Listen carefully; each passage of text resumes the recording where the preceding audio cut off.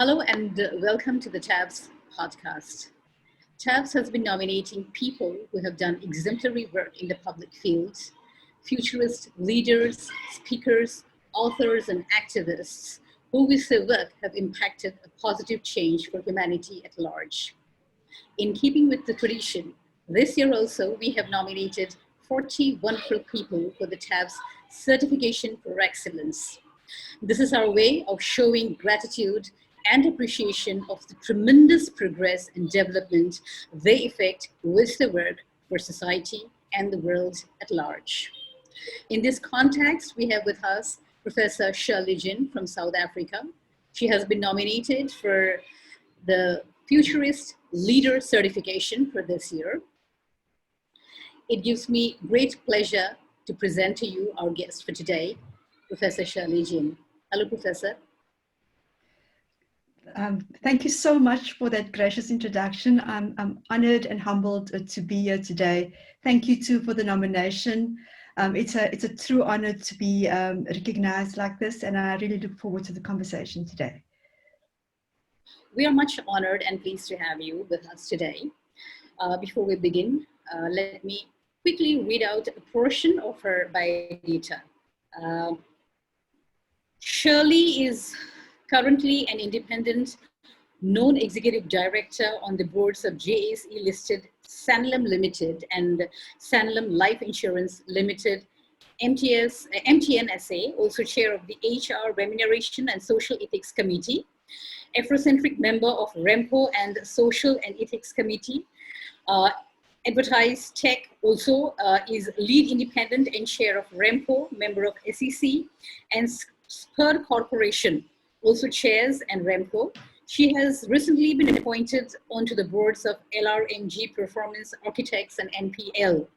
She also serves as a non-executive director on the boards of the World Wildlife Fund, Tuesday Consulting, Empowerment, Capital, Knowledge Resources, Business Engage, Community Chest, and is an executive director at the Boston Consulting Group SA.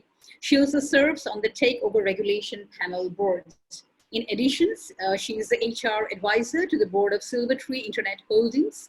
She's also a trustee on the Nedbank Aitu Community Trust. She is the former president of the Harvard Alumni Association South Africa and a fellow of the Institute of Directors SA. She is a coach and mentor to several women across multiple industries.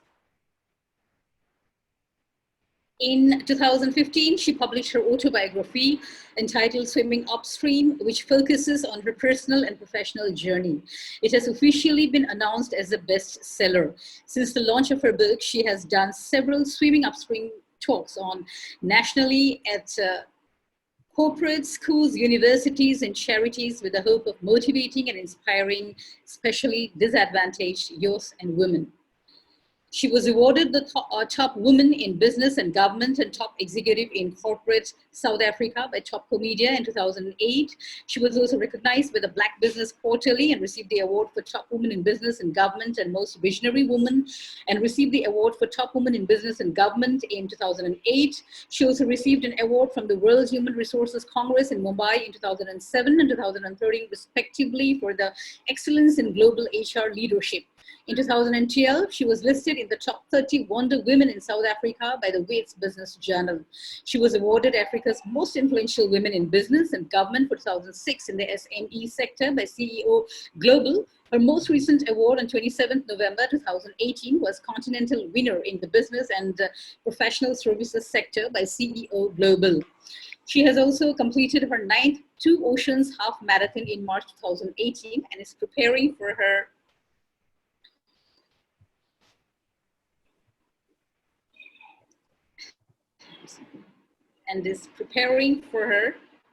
10th event. Yes. We're looking forward to have a great conversation with you. On the desk with you is one of our editors, Abhilash Kaushik, the very young and energetic Abhilash. Abhilash Kaushik is a PhD research scholar in the Department of English, Cotton University, India, Assam. He currently serves as one of the contributing editors at TAFFD magazine, and he is also the Public Relations Officer of All India Forum for English Students, Scholars, and Trainers. A recipient of 3 gold medals in his masters, Abhilash writes mostly in English and has more than 30 publications to his credit. So we look forward to have a very interesting and informative discussion with you, Shirley. And Abhilash, all the very best to you. I give it on to you. The platform is all yours. Thank you, ma'am. Thank you so much for your generous words. Professor Shirley, it's an absolute honor to have you here. Thank you so much, first of all.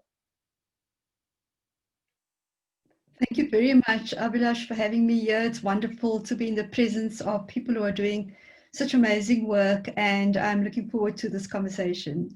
So please shoot the questions and I'll do my very best. Sure, ma'am. I look forward, ma'am. Ma'am, at the very outset, I would take the liberty of starting with your own book. We'd surely love to know more about Swimming Upstream, because we all know the title seems an intriguing one. What was the motivation behind the book? And also, what does it deal with, ma'am, basically? Please give us a gist of your book. Thank you so much, Abhilash. So the book was published in 2015. It is the story of my personal and professional journey. And I thought I would write it, and it wasn't easy to write, but I decided to write it because I thought that there's so much to be shared. There's so much in the story, and if I could inspire even just one young person, any one young disadvantaged woman, I'd be very humble to do that. And so the books, I'm just going to give you a quick gist of it. It's called Swimming Upstream because it's really about the metaphor of the salmon that spawn high up in the mountains and swim all the way down into the deep blue, and then when they've all grown up and ready to spawn themselves, they find their way with their internal navigation back to the place where they were born, and they have to overcome many barriers and obstacles and challenges, even potentially death through this journey. And so I decided to call it Swimming Upstream as a result of that. And just to start, or where the concept came from, a little bit of my life story. I grew up and was born to very, very poor family members. We grew up in a township which was, socioeconomically really in a difficult place. It's gangsterism, it's alcohol, it's drugs, it's teenage pregnancies, it's huge poverty and unemployment, possibly every socioeconomic challenge that you could potentially think of. That has not changed too much, I have to say, for some of these communities. Also understanding the South African legacy of apartheid and some of the challenges that particularly Black people still have to battle with. And so, of course, I grew up in this very, very difficult place, but was very fortunate to have parents who, although they didn't finish their high school, they understood the importance of education, that education was absolutely going to be our liberation, and that whatever happened in this life, we must try to continue to learn. And this is a very, very important lesson that I had to learn, and that I put out there for young people, and even for professionals who have had a great career, that we never in this fast-paced world, we can never know everything. So we have to continue to learn to stay on top of our game. But for me, my father sat us down. I have a sister that's 3 years younger than I am, and he basically said, you can make something of nothing. We've got absolutely nothing here. This is not the place that we want you to, to get stuck in. So please make something of yourselves. And I said to him, what does this mean? Make something of nothing, make something of yourself. He was, just get through your high school. And I don't have to tell you what the statistics is. You probably know that in South Africa, 50% of children who get on at grade 1 never get off at grade 12. 50% of them fall off along the way. And especially if you're children from communities like the one I came from, there's very little hope and lots of despair. And so, of course, as I made that a big goal for myself, just to finish, the high school.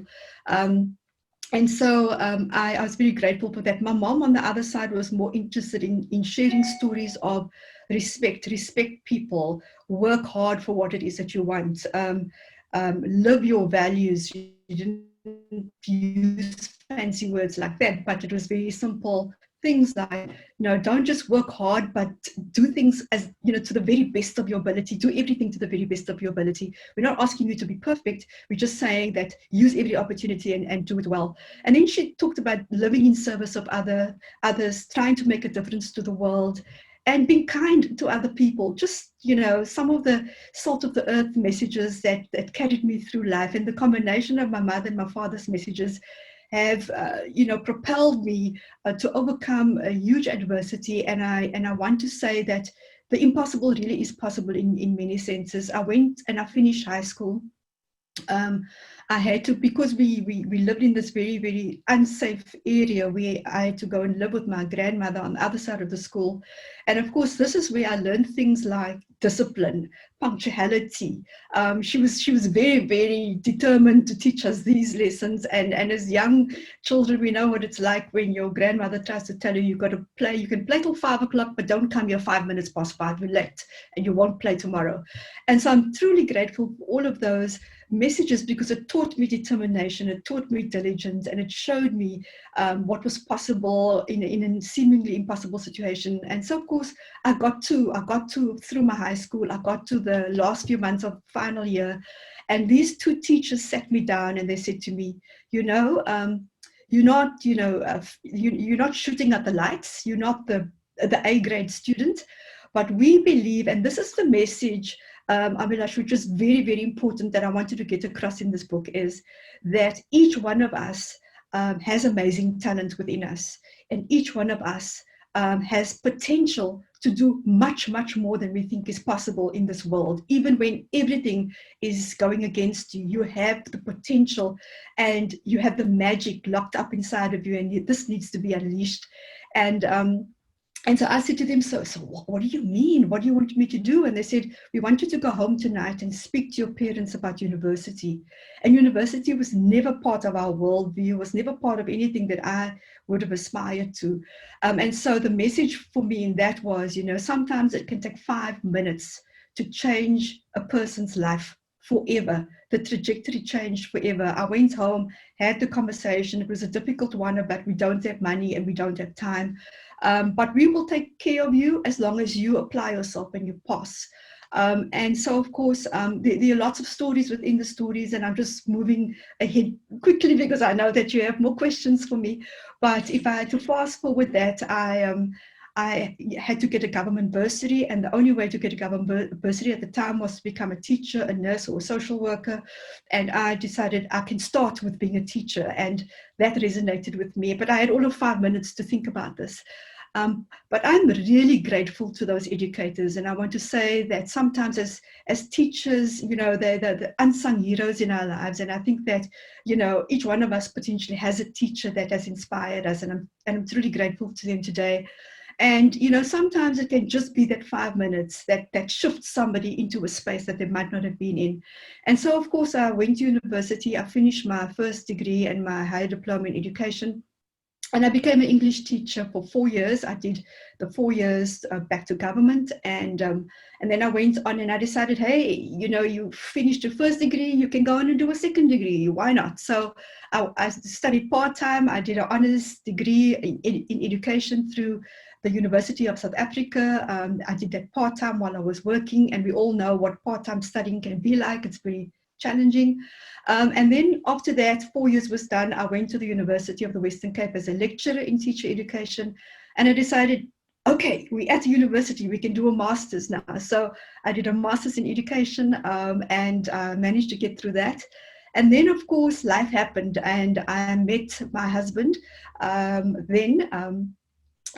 his name is Kevin, and he's been quite pivotal in my life because it's wonderful when as men and women we can co-create a world together that is much better than the one we live in. And that was a big lesson for me. And you get the right support, the right empowerment, and amazing things are possible.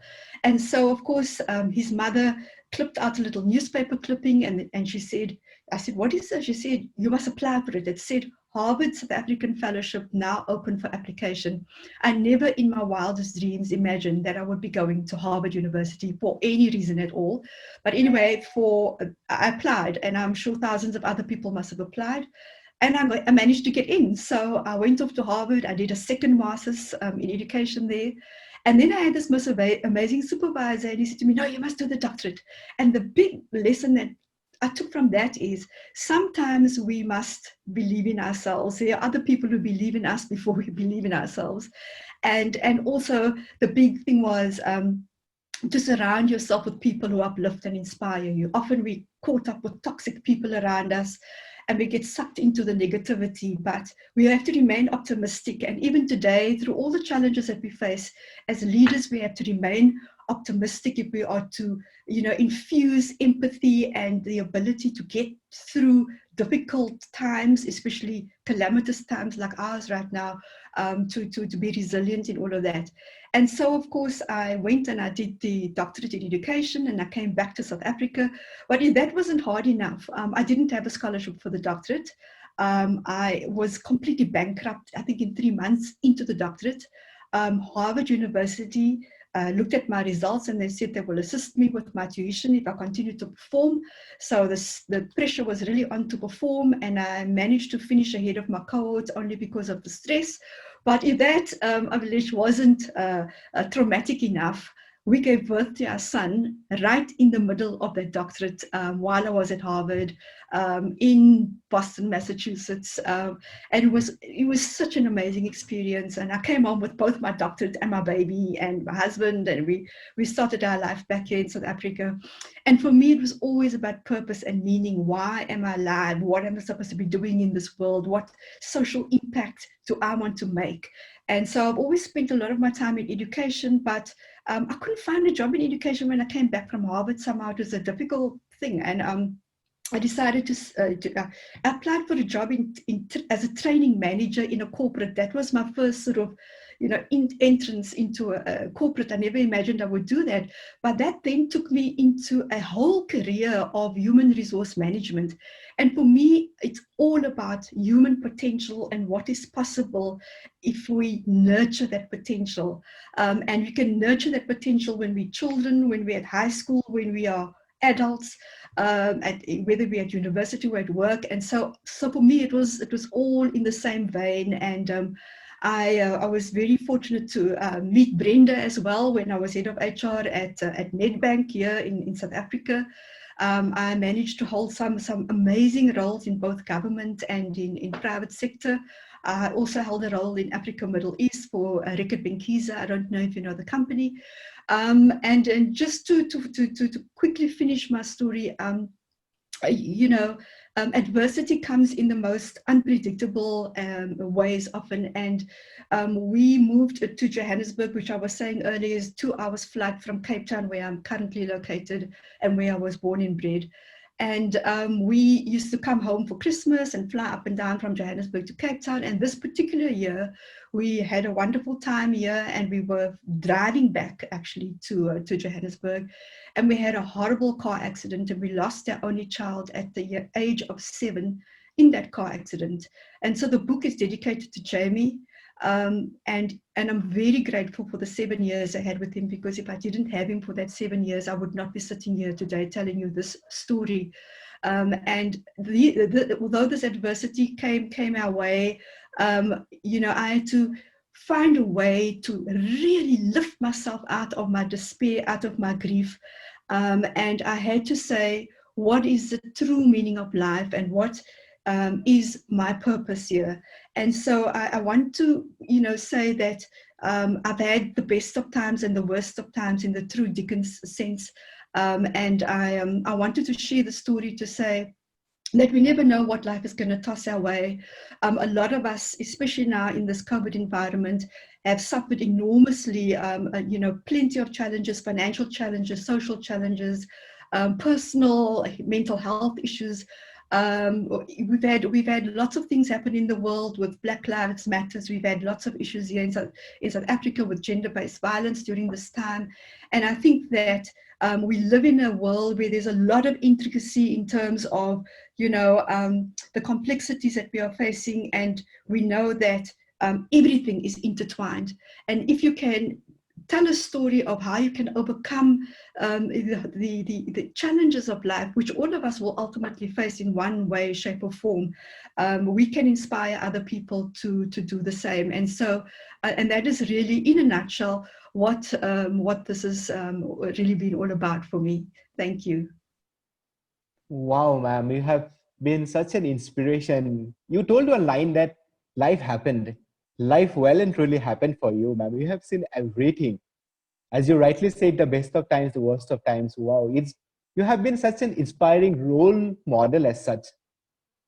And I'm pretty sure you have inspired a whole lot, not only in Africa, but in the entire world as such. And just to go with the same flow, ma'am, taking into the post-colonial nature of Africa into account, what is the present status of women as such? Because you must be an idealized figure in Africa, no doubt about that. How far is glass ceiling prevalent in Africa in terms of women, in terms of giving them that status, in terms of making them seen, making them visible? Abhilashat, sir, that is a wonderful question, and I do think that we're on a journey here, especially in Africa. We, as you point out, in post-colonial environments here, we are still struggling with the remnants of that. The patriarchy runs very, very deep, as does racism, especially when you've come out of a institutionalized racial environment where people were split up according to the color of their skin, and we're going to struggle for many, many years later with this. But to answer your question about women, particularly women in decision-making positions, women in on boards, women as state leaders, I think that we have a very long way to go. Our numbers don't look wonderful at all. We have a typical pyramid, and the closer you get to the top of the pyramid, it's under 10% of women who are, and I'm generalizing now, especially in South Africa, who either hold CEO roles of listed companies or chair roles or directorships. And so the glass ceiling it's thick and it's deep. And I believe that if we can partner with men who believe in fair play, who believe in the principles of respect and dignity for all, and we can create, as contemplated in our constitution, a better world, a better life for all, and we can find a way to co-create that, because when we talk gender equality, it always feels like one is polarizing things, but we want to find a way to integrate this, and this is what the power of these kind of conversations are all about, is to say, if men and women together can find a way to share a vision of a better world than we have now, I think we will be able to say goodbye to patriarchy. We'll be able to say goodbye to sexism and to racism, and we'll be able to say we can espouse the principles of democracy in the true sense.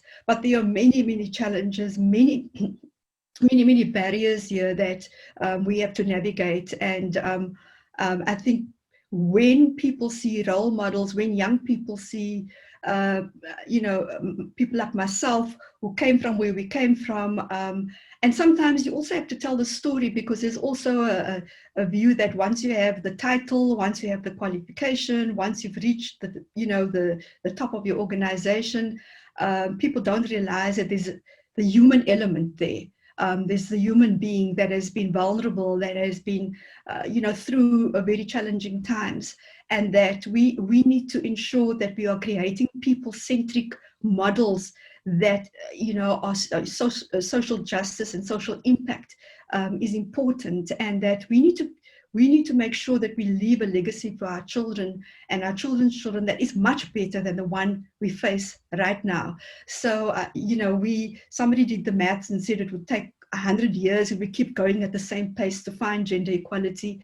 And I believe that we can actually fast track this. During COVID, the saddest part of COVID was here in South Africa is that we had gender-based violence rear its horrific head in the most violent femicides that we've ever seen. And so we have an enormous amount of work to do together to change this world and to get ethical leaders, to get compassionate leaders, to get empathetic leaders with a social conscience who can lead our countries, and I'm talking plural now across the world, who can lead our countries into a better place that takes the humanization of organizations into account. And I think, I believe that countries and companies and businesses who have changed their way of thinking and transformed the cultures to being inclusive and to being honest and to being respectful, those are the ones who are actually performing much better. Those are the ones who will be able to sustain themselves through the challenges that we currently face. And so it's one just wants to encourage those who are still living with in this mindset of, we can't be inclusive and we can't, progress people and give people opportunity where they never had.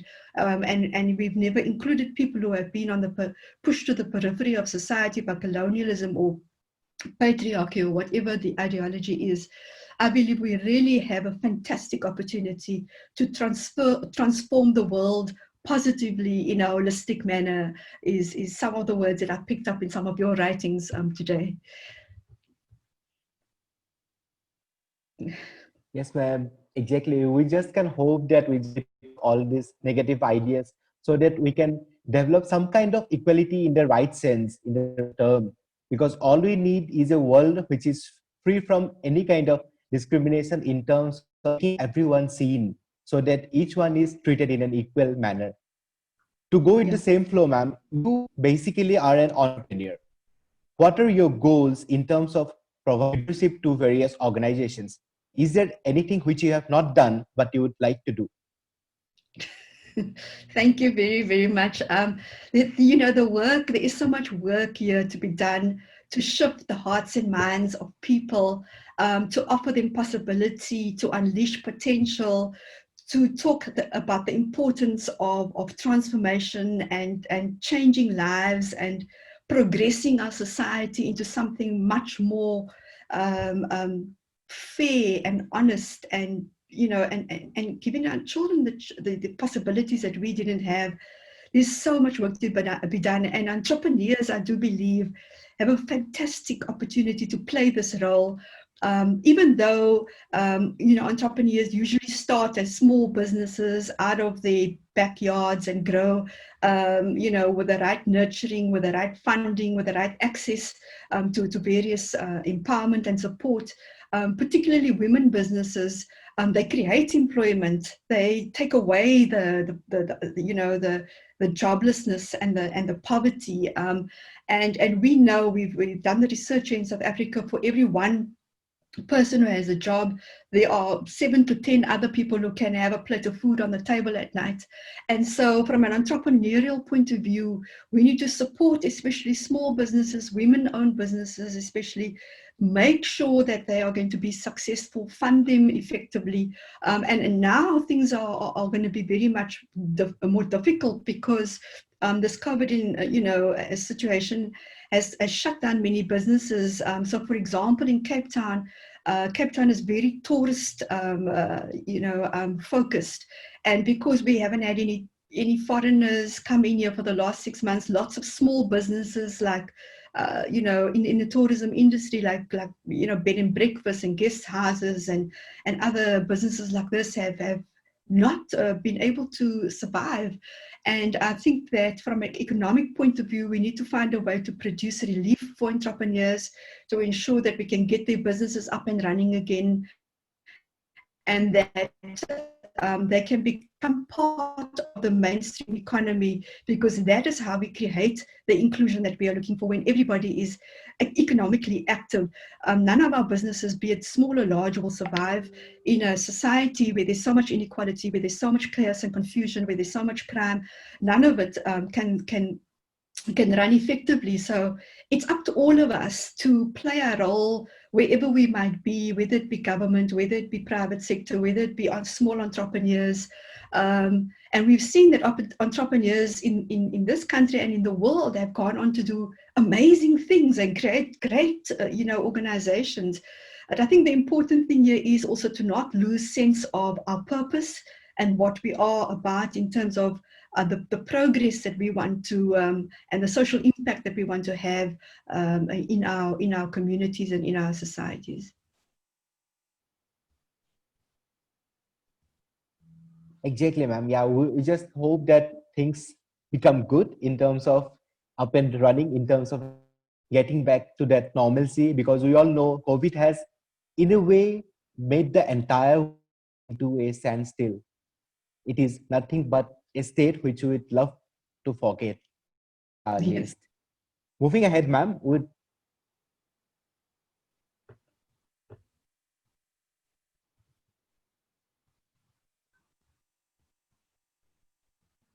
Abhilash? hello, ma'am. Yes, I Am can I hear audible, you. ma'am? Yes, you're audible. Yeah. Okay, fine, ma'am. Yeah. It would really be unfair, ma'am, not to ask own company, Shirley Zinn Consulting. What is the main motive of your company, ma'am? What is it associated with? Okay, so let me take you back to when I started this company. Remember, I told you that we lost Jamie, our son, our only child, in this terrible accident from which, they actually didn't think I was going to live as well. I was very badly injured. They gave me 24 hours. It was backwards and forwards. Kevin, my husband, was very badly injured as well. But we lost Jamie on the side of the road that day. And I think I only really discovered that much later on, when I was, properly recovered, sufficiently recovered to be able to understand the full impact of what happened here. At the time of the accident, I was working for a company called Reckitt Benckiser. They're listed on the London Stock Exchange. They're #1 in household cleaning goods around the world.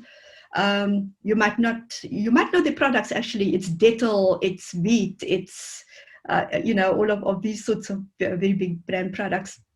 And my career was literally moving. I was responsible for Africa, Middle East. So I used to all the way, and I was reporting into London. So there was a lot of activity and career progression and excitement in our lives. And this happened. I had to, they were very kind. And this is the one thing I want to put out there as well. Organizations have to have compassion for their staff. And I have to say that Reckitt Benckiser gave me as much time as I possibly needed to be out, to recover. They were very, very supportive. They showed a lot of interest in what was happening to us at the time. But I also know that they run a lean, mean global operation, and a head of HR for the whole region out for 6 weeks or 6 months or whatever the case might have been was not going to be possible. So I decided to resign from that. And part of the resignation was part of my own healing as well. And this is the other thing we don't do. We have things happen to us. We think we're superhuman. We think we can just, get up and carry on as if nothing happened. And I was one of those, because when, the moment I felt I was okay, despite my doctors telling me, I needed more time out, I went back. Finally, what happened was I resigned from Reckitt Benckiser because I realized one night, lying in Emirates Towers in Dubai on a business trip, that I needed to be home. I needed to be with family. I needed to recover properly. And so I came home and I resigned, and I got involved in trying to get myself pulled up again, as I was saying. And I started Shirley Zinn Consulting then, because I thought, I'm not going to do big corporates. I'm going to do little steps at a time, and this would be part of my healing.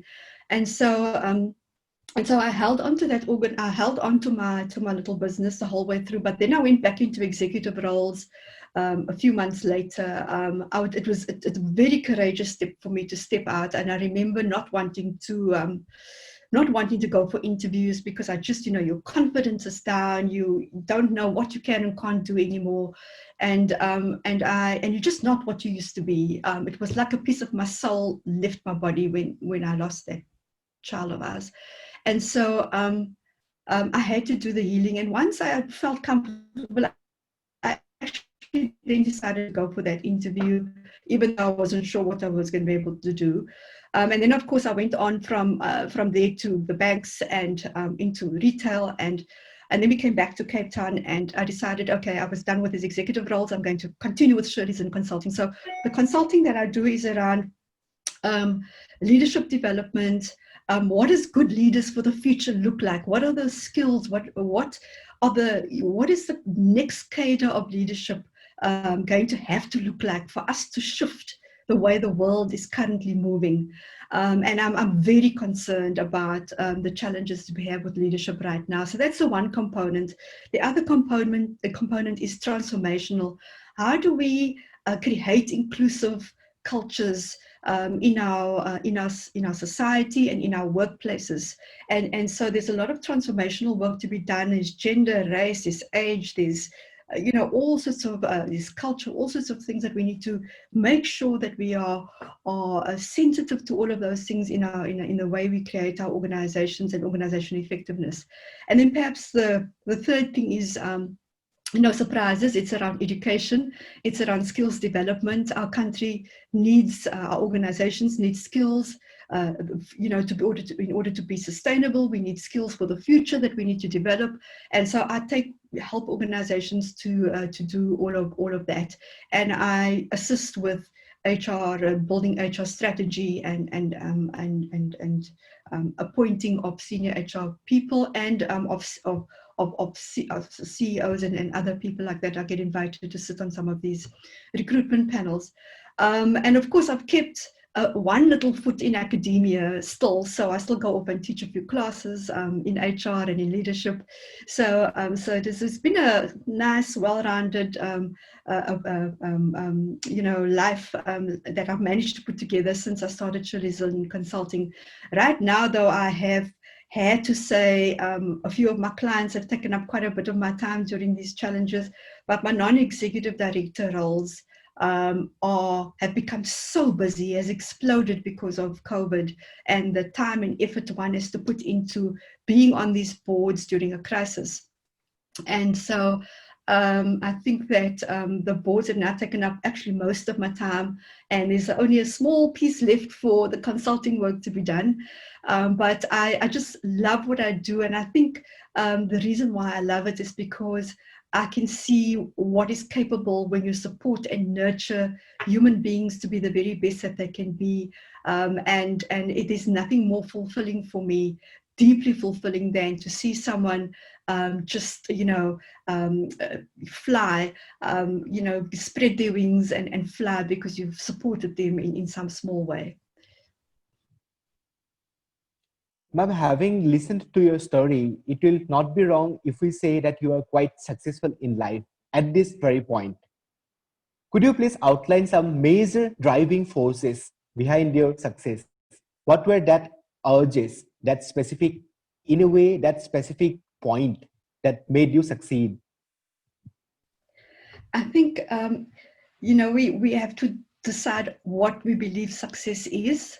So I know I can be very philosophical about these things because success for some of us is about material accumulation of wealth and stuff and things we can do with money. And that's, it's nothing wrong with that, but it can't be the only reason why we, how we define success. I think a definition of success is about the value that you bring to the people that you serve, to your country, to your communities and your societies, or what. And so the fundamental question I ask myself every day is, what value have I added today? What difference have I made today? I've been fortunate to be gifted one more day on this planet.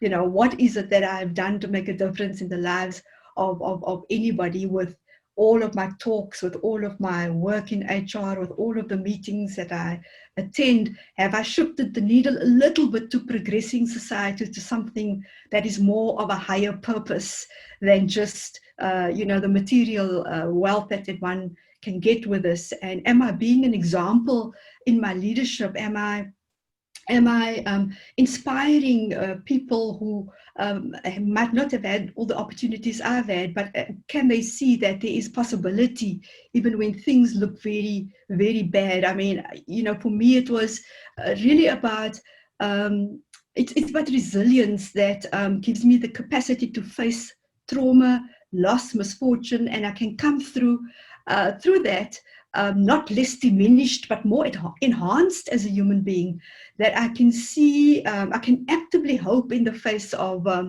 calamity and of challenge, and that I can learn from my failures and pick myself up very quickly and move forward. In my situation, I could have been angry also for a long time about many things and aggrieved, but I, decided that I want to live a life of purpose that is going to have an impact on other people, because it takes away from my own despair to give back what I can. And so for me, it's really about having a vision, living your values, living with integrity, and if you're going to lead ethically. I think we have a lot of leaders around the world where we see, we would just love to find other ways to have some of these conversations that we are having in the world today. And yes, there's constant stress and overload and challenge out there, but we need to find a way to remain progressive in our minds, to move forward, to put one foot in front of the other optimistically and positively, and have a singular sense of purpose in this world that is about goodness and about what's right and about a positive legacy that we want to leave, and that we ignite the fire of possibility in people's souls, that we, there's so much to be negative about, but hey, there's so much more we can actually do, and that's the message that I want to put out there for all of us, because if we all join in this what is possible, we can overcome huge adversity. We can overcome the challenges that we currently are facing in the world, with the pandemic, with the economic meltdown around it, with our geopolitical, dramas that are unfolding around the world. Because while all of these leaders are so busy trying to fight each other, we have a whole world of people who are looking for upliftment, or looking for what is the way forward, for direction, for honesty, for the communication that connects with people. And that is the new cadre, I think, of leadership that we need to start to nurture as we go to business schools, as we have these talks. And I believe, these talks are so fundamental. So I'm so excited to be here today, so that I can share, some of my energy to whoever is listening today, to say, we all have a story. We all have had difficulties in our lives. That's the human condition. We have good times and great times, and we have the ebb and flow, and the tide of life comes and goes, but we have to find a way to remain optimistic, to remain positive, to remain forward looking, to remain progressive. And I think that I just want to encourage everybody here today to say, yeah, we all have a story. We all have had some horrendous things happen to us in our lives. But we need to find a way to lift each other up as we climb, to support each other, and to move forward in a more cohesive, collaborative, creative way than perhaps we have done traditionally. Ma'am, you told that you want to encourage others. You have already encouraged us quite a lot. We are really enriched by your positive energy, by your entitlement, by your all activities, which in a way made you strong, because you literally saw struggle. You literally saw what struggle can look like. So ma'am, it's really an inspiration for all of us. I was reading your life story the other day, and I could make out that life at the initial stages was not that easy for you. it was tough to put it in the simple terms. Yeah. But then from that stage, you have made a remarkable transition. How did you overcome the hurdle? So the important thing is, Abhilash, that we can't do these things on our own. And that's such a core question, because a lot of us try to struggle along by ourselves. And as I was saying earlier, we need to deliberately seek out people who will uplift and inspire us, and find the mentors and the sponsors that we can go to when we are facing challenges and difficulties. And we inherit a lot of people. Sometimes we inherit teams, we inherit family, we inherit friends. A lot of them can be very toxic for us, but we can deliberately choose who we want to spend our time with. So that's the one thing. So you don't have to do this all by yourself. You also need to find your internal anchors. So what is it that drives you internally? It is your intellectual capability, it is your emotional quotient, it is your social capital, the nature of the relationships that you build. It is, if you're spiritually inclined, then it's your spiritual anchors. It's all of these things coming together in an integrated way that gives us the ability to overcome what you call the hurdles. And there will always be hurdles in life. That's just the human condition. We might be okay today, but there might be some other thing, like COVID. None of us saw this coming. So we need to be far more resilient, and we need to see what is possible when you pull all of those capabilities together. The magic of the strength that you can actually energize yourself to lift your leg over that hurdle and move yourself forward. You know what the difficulty is here, Abhilash? If you do not do this, if you do not say, my spiritual, my emotional, my intellectual, my social anchors, if I don't have those, I go down a black hole. And it is very, very difficult once you're in the throes of despair and depression to pull yourself up out of that. The deeper you go down, the more difficult it is to pull yourself through that. And so I want to again encourage people to say, yes, life will toss us many, many challenges, things that have already happened, that some of the things are so unspeakable, we can't even, articulate it, and we can never get over it. But we can get through it.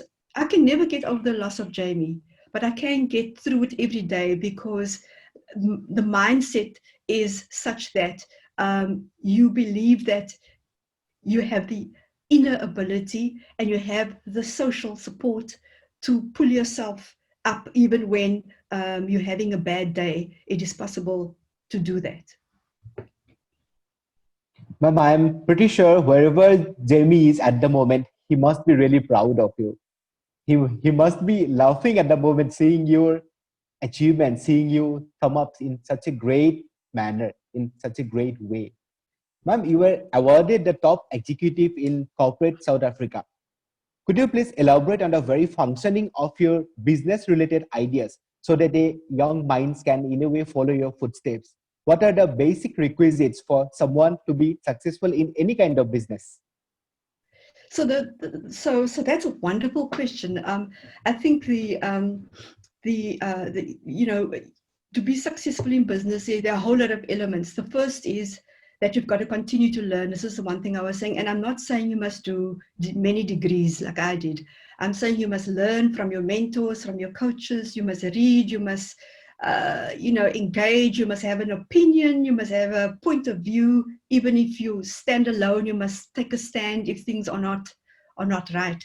So I think that in business, for you to be successful, you must read and stay on top of your game in terms of your education, and always be teachable. Some of us think, we think we have a PhD. We think, I don't have to study anymore. I don't have to learn. I know everything. We don't know everything, and things are changing too fast for us to possibly know everything. So that bit of, ego and arrogance that comes sometimes with thinking that you know everything can be the very thing that trips you over. So continue to learn. Continue to live by your values. of respect and humility and honesty and integrity and treating people with dignity. Those values are very, very important. To be successful in business as well, you need to have a vision. You need to know what I want to achieve, where do I want to be, what are the little goals I need to try to get to every day, every month, every quarter, and to be able to be successful. Write them down if you have to, so that you can look at them every day and ask yourself, am I getting closer? Am I completely off track? Have I been unrealistic? Do I have to reset and repurpose? And have the inner dialogue with yourself.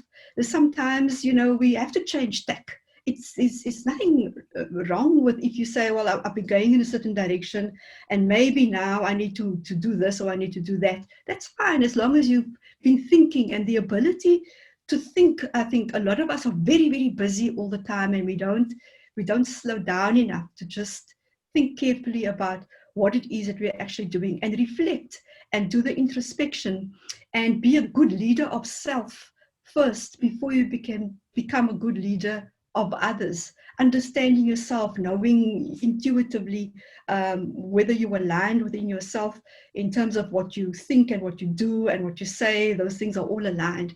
And be true to yourself.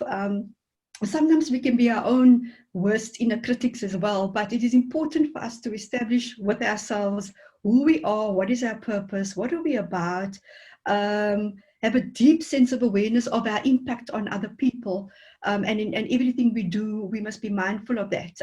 Sometimes you can say one sentence and you can break a person for good. Sometimes you can say one sentence and you can build the person up forever as well. So we've got to listen to our words. What are we actually saying? What do we mean? Be aware of our body language. Be aware of the energy that we are exuding to other people. And then, of course, business is about commercial acumen. It is about understanding what profitability means, what is a balance sheet, what is cash flow, what is profits, and then understanding also that it's not only about profits, it's also about planet and people. So if my small business makes X amount, what is my responsibility? What is my obligation to my community, to my to my family, to my society? What difference can I make with the little bit that I have made? And it's not just all about me and myself and I. It's truly about what is possible when I have a little bit to give as well. And so I think for businesses to be successful these days, we all know that it's about environment, it is about sustainability, it is about good governance. And I've learned so much about good governance, serving on all of these boards that I serve on, and how to keep organizations focused on their visions and achieving what they need to achieve, but keeping them honest and having a conscience at the same time, that you don't just generate profits. If you are treating your people badly, that is also unacceptable. If you are if you are killing the environment with your emissions or whatever the case might be, or if your behavior is just inappropriate, we can't accept that. So we have to call out corruption. We have to call out when leaders are not behaving and not playing fairly, or when there is discrimination. We need to call those things out and set it back on track. And so for me to run a business and to be successful in business, it's all of those elements together, and they need to work well together. You can't just be great at one thing and terrible at another thing. We have to be able to find a way to make vision, values, purpose, difference to the world and society, and profitability, all of these things to work together in some kind of holistic, harmonious way in order for us to stay the course. Ma'am, you are a patron to the SALED, South African Association for Learning and Educational Differences. What is it, ma'am? What are its goals and functioning as such? So that was a few years ago, Avilish. I'm not on that one anymore. But what that was really about is, how do we ensure that we are providing access to quality education for all learners, not for those just with money, but for all learners. How are we creating an educational experience, an educational system and framework in this country that will enable all children to access good learning and to benefit from that learning, have good teachers, have good infrastructure. We have plenty of problems in this country where we don't even have toilets in some of our schools.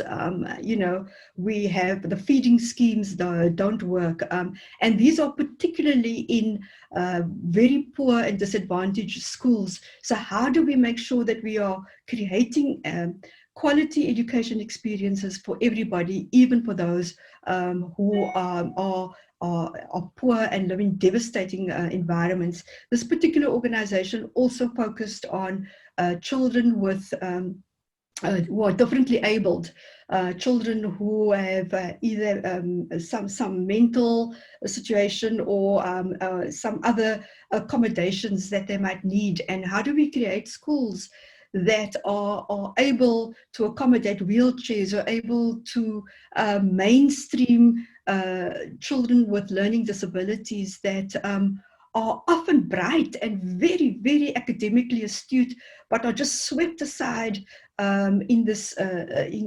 environment because of discrimination against people with disabilities. And so in our society, one of the things we need to fix again is that inclusive environment for all to learn and thrive. And that is really what that was all about.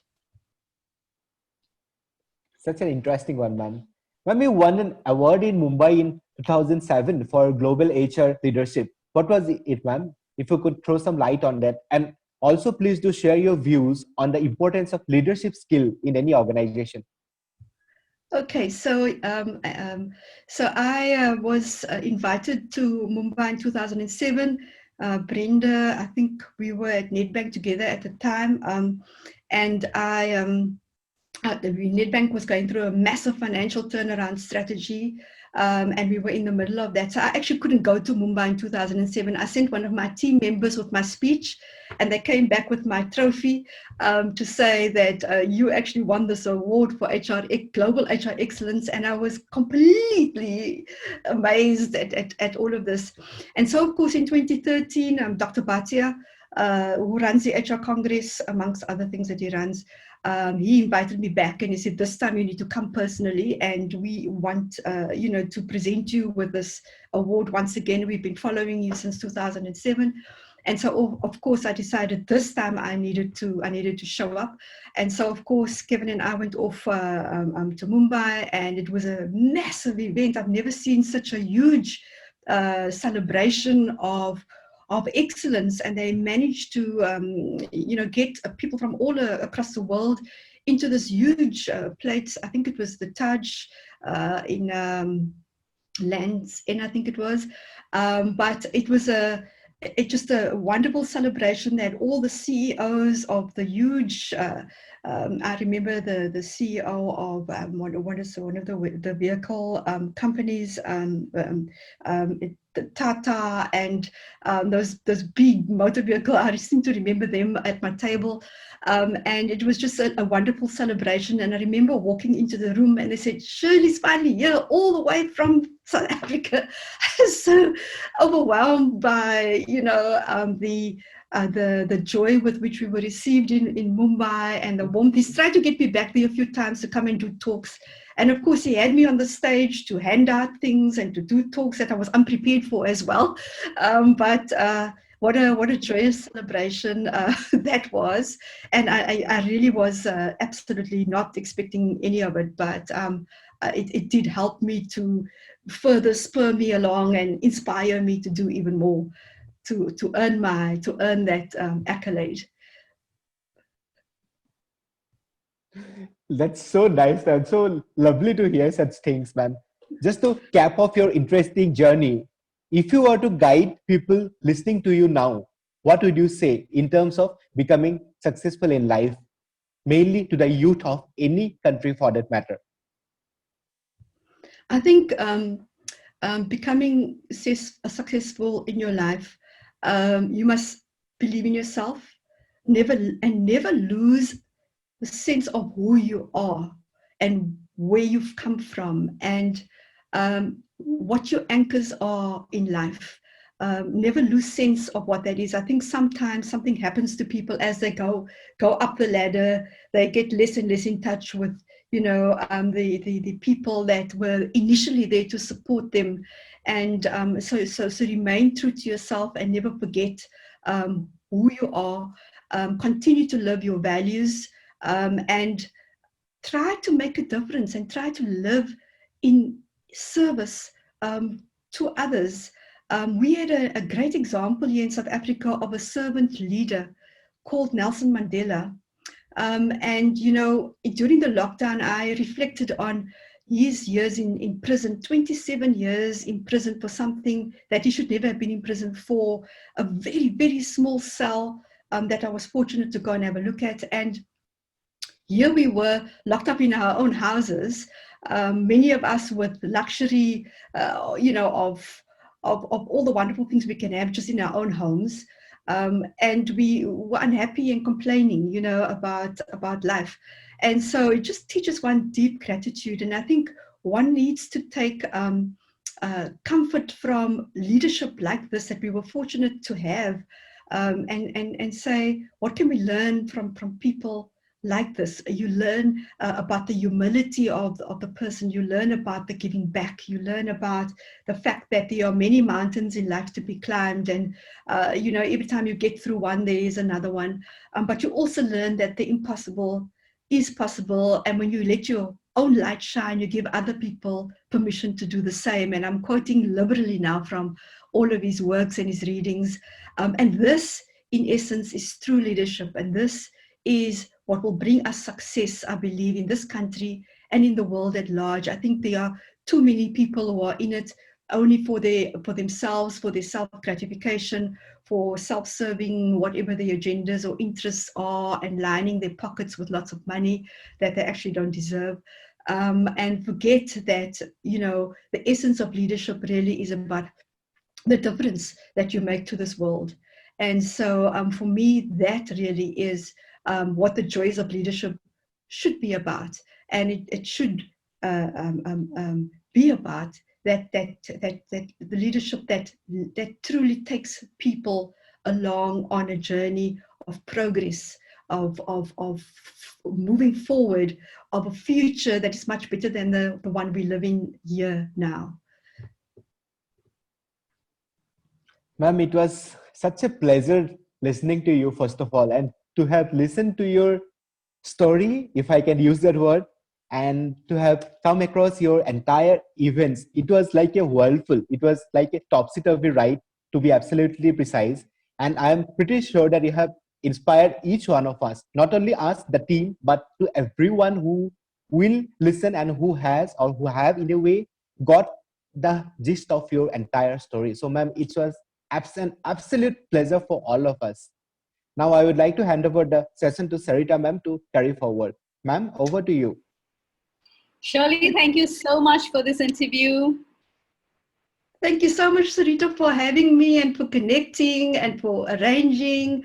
And to all of you, whatever role you played in bringing me here. Brenda, such a joy to be reconnected. And Abhilash, lovely to meet you. And Akuma, lovely to meet you. It was an absolute pleasure. And President Tom, lovely to just connect with you and the work that you are doing, and just want to encourage you to keep doing it. Thank you so much. It was such a pleasure listening to you. So I think it's time for us to wind up this meeting. So Mr. President, I think it's your turn to call to stop this meeting. I'll do what I can. Thanks very much. It's a pleasure meeting you.